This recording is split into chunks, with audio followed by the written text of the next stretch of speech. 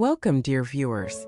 Thank you for joining this journey of insight and inner transformation. In today's session, we dive into an age-old monastic discipline that might surprise the modern mind: why spiritual practitioners, especially in Buddhist traditions, avoid eating at night. This is not merely a dietary recommendation. It's an essential step toward inner purification, energetic realignment, and karmic clarity. Throughout history, Buddhist monks and serious spiritual aspirants have practiced True Qi with the discipline of eating only before noon. From an outsider's perspective, this may seem extreme or even unhealthy. But embedded within this ancient discipline is a rich tapestry of cosmological awareness, health wisdom, and karmic protection that challenges modern norms and invites us to reassess the relationship between food, energy, and spirit. Let us unfold this path in depth, exploring not only what this practice entails, but why it has been upheld for over 2,500 years, and how its transformative power continues to echo in the lives of modern practitioners. The energetic timetable of the universe. According to the Buddhist cosmological view, the universe operates in rhythmic cycles. Each part of the day resonates with different beings and energies. Dawn is the time of celestial beings. Noon is the time of humans and enlightened ones, the window of offering and clarity. Dusk to night belongs to the unseen, spirits, ghosts, and beings bound by karma. Thus, eating at night is more than a matter of digestion. It is an energetic disruption. Sound, smell, and vibrational presence of food do not stay contained within your home or your body. In realms beyond the human senses, they ripple outward, awakening the hunger and suffering of unseen beings. When you eat at night, you may inadvertently provoke karmic disturbances, not by malice but through energetic friction. To these spirits who cannot digest earthly food, your meal appears like burning fire, igniting resentment and longing. This is the beginning of what is called food karma entanglement, a subtle, invisible, but potent hindrance on the spiritual path. The science behind the spirituality. Interestingly, contemporary science supports the practice as physiological benefits. Intermittent fasting aligns with circadian biology. Our body is designed to digest in the day and rest at night. Nighttime eating disrupts hormonal balance, elevates insulin levels, increases inflammation, and impairs sleep. Over time, skipping evening meals has been shown to improve metabolic health, mental clarity, and even emotional regulation. What ancient practitioners intuited spiritually, modern medicine is beginning to confirm biologically. When body and spirit are aligned with natural rhythms, the results are profound energetic clarity, stable emotions, and reduced susceptibility to disease. A compassionate act beyond the self. This is not merely about personal health.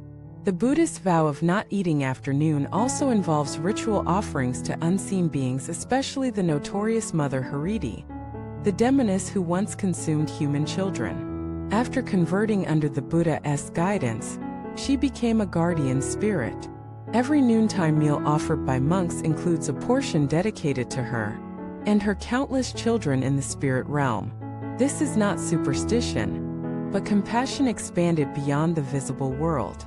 By sharing food energetically, practitioners reduce karmic tensions, build spiritual merit, and most importantly protect their path from unseen obstacles. Fasting as a mirror to the mind. Buddhism identifies desire as the root of suffering, and food, especially in the modern age, is one of the most disguised forms of addiction. Late-night cravings mask emotional hunger. Midnight snacks numb existential boredom. Overeating replaces inner stillness with sensory noise. By training the body to release this habitual grip, the mind too begins to unravel its deeper fixations. The evening fast becomes a gateway to interior liberation. When the stomach is empty, the heart reveals itself. In that space, one begins to see the tangled weeds of craving, aversion, and illusion. And only then can those weeds be removed. The gateway of silence and stillness. Many practitioners report that once they stop eating at night, their dreams become clearer, less disturbed. Their meditations deepen as bodily lethargy fades. Their mind calms as the flood of digestive energy is no longer pulling at their focus. In silence, the soul speaks. In emptiness, insight dawns. And what is the evening but the invitation to return inward, to prepare for death, to contemplate impermanence, and to embody the very heart of the Dharma, from renunciation to rebirth. This is not about punishment. It's about purification. You don't have to leap into full monastic discipline overnight. But imagine this. Skipping just one meal becomes an act of liberation. Offering that skipped meal energetically becomes an act of compassion. Letting go of night cravings becomes a path of awakening. You will not die. In fact, you may start truly living free from the tyranny of taste, time, and trauma. Modern life, ancient wisdom. But I work late. But I need energy in the evening. But I'm not a monk. Yes, modern life presents real challenges. That's why the discipline must be internalized, not imposed. Start small. No heavy meals after dusk. Offer your food mentally to hungry spirits. Observe how your dreams, sleep, and mood shift. This is not about following a rule. It's about tuning your soul back to nature's orchestra. One skipped meal at a time. A story to reflect on. There was an old nun who practiced evening fasting for over 50 years. She was asked if it ever felt like suffering. She smiled gently. The real suffering is not from hunger, but from the cravings it feeds. I would rather be empty than enslaved. At her passing, she left this world in deep peace, chanting the Buddha's name, her breath soft and sure. Her disciples said her death was like falling asleep in light. Isn't that what we all hope for? Thank you for watching. Dear friends, if you've made it this far, perhaps this teaching has found a place in your heart.